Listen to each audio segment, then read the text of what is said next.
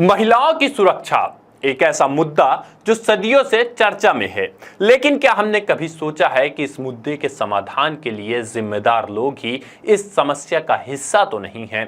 हमारे देश में महिलाओं की सुरक्षा एक बड़ा मुद्दा है, लेकिन क्या आप जानते हैं कि इस मुद्दे का कानून बनाने वाले खुद ही कई बार अपराधों में लिप्त पाए जाते हैं।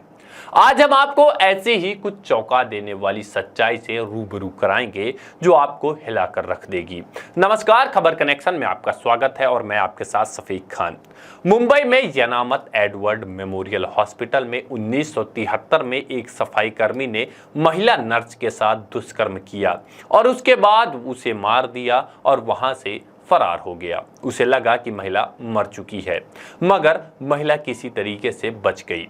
उसका शरीर पैरालाइज हो गया और वह अगले 41 वर्ष तक जिंदा रही, मगर जिस अवस्था में वो जी रही थी उसको बयां कर पाना मुश्किल है।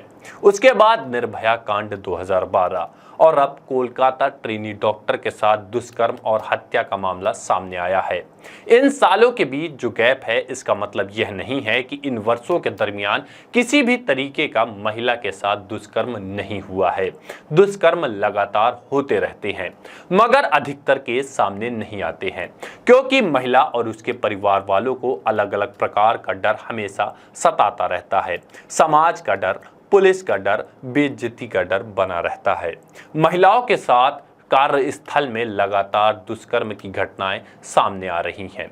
इस तरह की घटनाओं से यकीनन महिलाओं के कार्यक्षेत्र में कमी आएगी, मगर आपके भी जहन में यह सवाल आया होगा ना कि इस तरह के घिनौने कृत्य करने वाले बलात्कारियों को ऐसी सजा दी जाए कि वह इस दुनिया में ही नर्क का अनुभव कर सके। तब जाकर उन्हें यह समझ में आएगा कि उनके द्वारा किया गया कृत्य कितना ज्यादा घिनौना है और उस पूरे परिवार को किस तरीके से उस कृत्य के बाद गुजरना पड़ता है। मगर हम आपको यह कहें कि महिला सुरक्षा के कानून बनाने वाले ही महिलाओं के लिए सुरक्षित नहीं हैं, तो आपको कैसा लगेगा? मगर यह सच है, क्योंकि भारत देश में कानून बनाने का अधिकार सदन में उपस्थित लोगों का है, मगर सदन में मौजूद लोगों पर जाने कितने केस हैं और जाने महिलाओं से संबंधित कितने मामले दर्ज हैं। तो ऐसे में आप कैसे सोच सकते हैं कि इनके द्वारा महिला सुरक्षा से संबंधित कानून कितने अच्छे तरीके से तैयार किए जाएंगे? हाल ही में रिपोर्ट रिलीज होती है एसोसिएशन डेमोक्रेटिक रिफॉर्म और नेशनल इलेक्शन वॉच रिपोर्ट के द्वारा। इसके हिसाब से देश के 151 सिटिंग एमपी और एमएलए के ऊपर केस दर्ज है, जिसमें से 16 एमपी और 135 एमएलए शामिल हैं। यदि राज्य स्तर पर देखा जाए तो नंबर 1 पर पश्चिम बंगाल आता है, जहां पर अभी हाल ही में घटना हुई है। यहां के 26 विधायक सांसदों पर केस दर्ज है। दूसरे नंबर पर आंध्र प्रदेश आता है, यहां पर 21 विधायक सांसदों पर केस दर्ज है। इसके बाद उड़ीसा आता है, यहां पर 17 एमपी एमएलए के खिलाफ केस दर्ज है। चौथे नंबर पर आती है देश की राजधानी दिल्ली, यहां पर 13 एमपी एमएलए के ऊपर केस है।